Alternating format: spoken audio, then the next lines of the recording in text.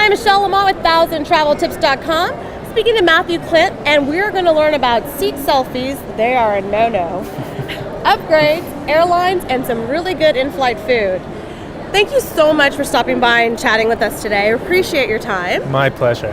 So first we have to start with the infamous seat selfie. Can you tell me a little bit about what happened and what we should and shouldn't do on a flight? Yes, you might want to ask the flight attendant before you take a picture of yourself or of your seat next time you fly.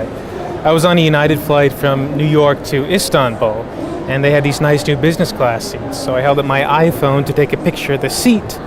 Flight attendant came running over and said, no. I sort of joked and said, well, do you think I'm a terrorist? I handed her a business card. Perhaps that was a very bad choice.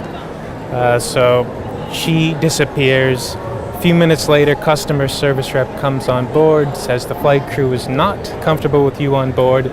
Can you follow me, please? And I was not on that flight. So they asked you to leave the flight? They did. I tried to reason with the captain. I said, really? You're really going to throw me off? And he said, well, the flight attendant told you to stop taking pictures and you didn't. And then, there was the lie. Because that didn't happen. She told me to stop, and I stopped. But, you know what? It was coming up until departure. He was done arguing. He didn't even want to hear what I had to say. And so off I went. Oh my gosh. So you did get to Istanbul? I did get to Istanbul. Ended up having to fly via Washington, D.C. and Kuwait City. So you couldn't even go direct flight. You had to change your route. You had to do everything. So what is there? Are there rules for taking in-flight selfies? I mean, is this a regulation rule that we need to? There is no regulation at all. In fact, United even encourages it. And you'll see Twitter pictures that United's tweeted of passengers who have taken selfies on board. That just happened to be one flight attendant not having a good day. That's true. Don't throw the baby out with the bathwater, as they say, correct? Yes, indeed. Okay, so, at upgrade.com, you guys are all about the upgrades, right? And so if somebody is on the path to take this incredible vacation and they want to start accumulating points, do you have a checklist of which airlines offer the best points domestically and international? We do. And the thing you have to keep in mind is that these airline programs are very dynamic. They change often. Right now, I tell you that American has the best program in terms of earning those miles, but that could change any time. They're merging with U.S. Airways, and we could see a change in as soon as 2 months. But right now, they're the best.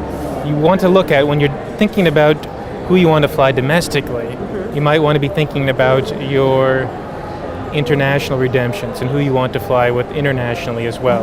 Okay. Each airline partners with a different program, and United is part of Star Alliance, American part of One World, Delta part of SkyTeam. Each of those carriers have their own partners around the world. And so you could accumulate points and then actually not even be able to use them if the partner is not part of their program. That is absolutely correct. So your suggestion is really understand what you want to use those points for and that they have the partners, or do you have a suggestion? Yep, it all depends on where you want to go. Look into the alliances, not just the airlines themselves. If you just want to travel domestically, you just want the best product, well, I think Delta wins. Okay. And what about international?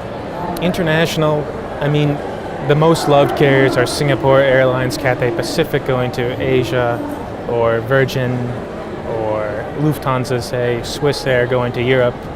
And I hate to throw my American Airlines under the bus, but you might want to avoid Delta, United, and American if you're traveling overseas, because you'll get a better experience on a foreign carrier. Speaking of better experiences, I want to talk about the in-flight food, because to be honest with you, the reason that I love to fly on Virgin Airlines, the dim lighting is great, but the protein and the cheese plate are the best. I love them. Mm-hmm. You often talk about in-flight food. What are your favorite airlines for domestic in-flight food? Well, I stick to United mostly domestically, and they've just introduced a very nice enhancement in their meal program. Airlines are profitable now, and they're not just cutting back anymore. They may be cutting back on loyalty, but they're trying to improve the in-flight product.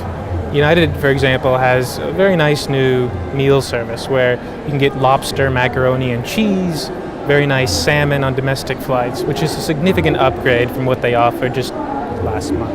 Yeah. So check out United. Okay, and what about domestic? I mean, what about internationally? Who has the best food for if you're going to be going on that long haul? Well, going back to Singapore Airlines, and they fly to Europe too, by the way. They have a New York to Frankfurt route. Oh, okay. And they have this book the chef option if you fly in business or in first class, where you can pre-order online or over the phone with a big menu of food items.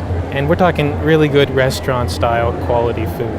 That's incredible. I can't believe that. And that's on Singapore? Singapore Airlines. Yes. So now I know not to take my seat selfie, what points to use, and which airline to have the best meal on. I appreciate you coming by and spending time with us today for 1000traveltips.com. I'm Michelle Lamont for 1000traveltips.com, and for more information about upgrade.com, you'll find a link on our website.